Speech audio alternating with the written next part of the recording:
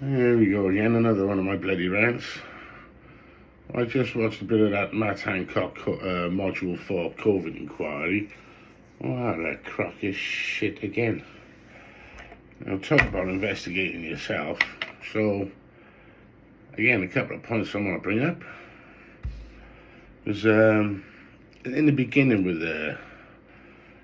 this COVID, a lot of people vulnerable, scared, very scared. People admitting themselves to hospital. And I still remember the stories of them all in the little incubators, all on the machines, etc. And I am no doctor in any way, shape, or form, but I know people who probably went there with pneumonia, flu, vulnerable people who had the COVID. I would like to see, was there any evidence that while they were on those incubators, that any patient care was done, i.e., like bed turning? Because I know when your lungs fill up with fluid, you need to be, my understanding is you need to be turned so the fluid gets to tries to exhale. But if you just left there ventilating, I believe you just drowned on your own fluid. I think which probably sadly happened to a lot of people, and they had to pump them numbers up to get people fearing this. And even in the British Medical Journal, you can still find revelations in there of how they implement. I mean, where is he now? There we are. He wrote that we must frighten the pants off everyone with the new strain.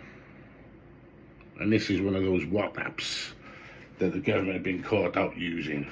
Fear the pants out of everybody, which they've done successfully, because I believe they use one of the biggest psyops against the UK people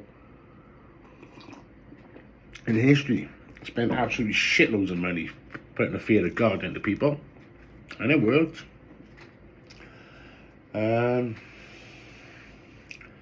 Matt Hancock, while he was looking at locking everybody down and putting fines on people, I can't remember, people were threatened with jail as well if they broke this. He was out shagging, having an affair and doing, and breaking his own bloody rules. How come that haven't, none of that's been brought up? So yeah, I would love evidence to see people being turned while they were on their deathbeds under the first wave of COVID, because it was a massive psyops against us. I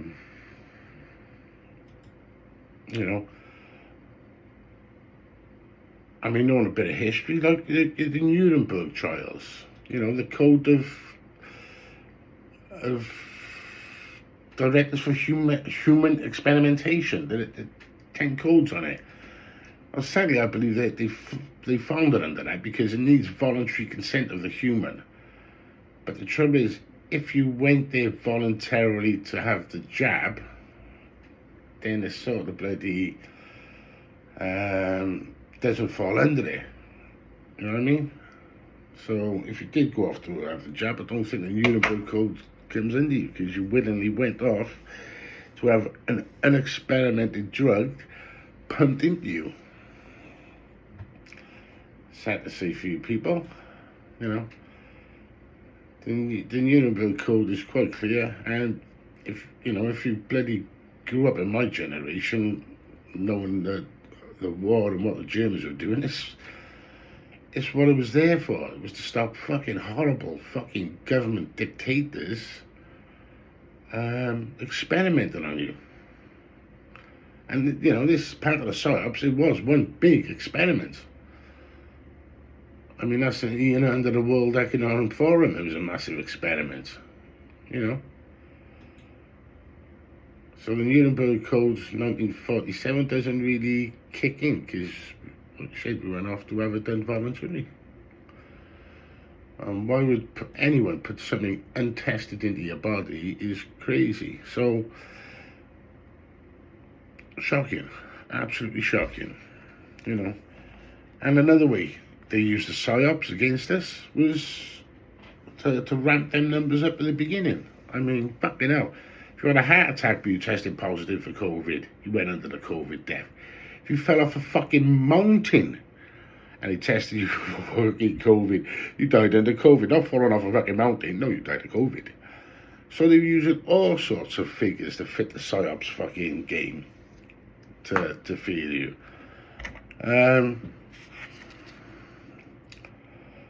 You know, millions and millions of pounds being made off the back of the COVID by government mates who were given contracts to make PPE up, etc. You know, have we clawed any of that money back?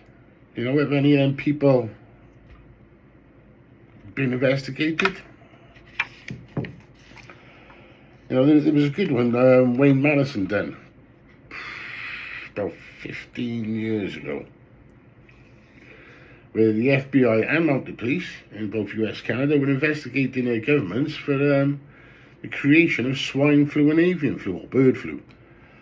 You know, why are we creating these monstrosities?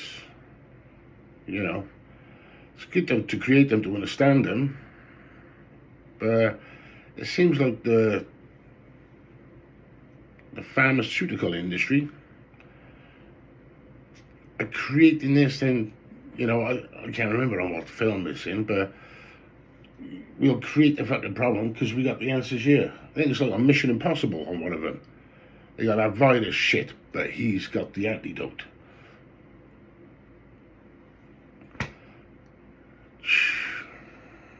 This COVID inquiry is just an expensive waste of fucking money. They're not answering the right questions. We'll never get fucking answers for them. And if you're not familiar with some of this, the Nuremberg Code was done by Dr. John Campbell. You can find that on YouTube. He's done some good work over the report and as well as COVID. Sadly, he took the jab himself. He should have known better. Now we're in a position where we got to pay probably more millions of pounds in compensation for the fucking fools who put this into their body in the first place. Sad to see. I think most of these were unnecessary deaths, and the harm it done to the people who couldn't visit their loved ones, visit their relatives, or the relatives couldn't even see their little grandchildren. The mental health that's caused people is terrible. You know, but the thing is, are we going to learn? Are we going to learn from this? Because we keep repeating bloody history over and over again, you know. I think it was Gandhi who said, you know, you spend all your bloody life working and working for money, and then towards the end of your days, you spend all that money paying it back to look after your fucking health. This COVID-19 inquiry is just as fucking pile of shit as the rape gang inquiry will be. Just more waste of money and never ever getting down to the hard truth, the questions that won't be asked.